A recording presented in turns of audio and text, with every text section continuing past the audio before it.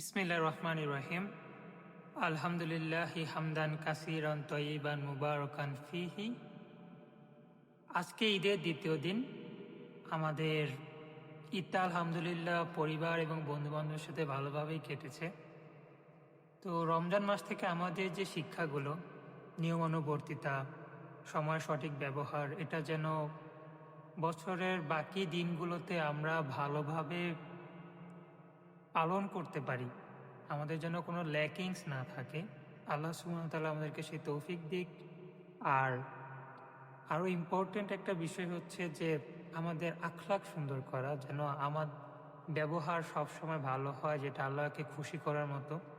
হয়তো আমি একজন মানুষ থেকে কষ্ট পাচ্ছি, কিন্তু আমার ব্যবহার যেন ঠিক থাকে, এটা যেন আল্লাহর খুশি করার মতো হয়।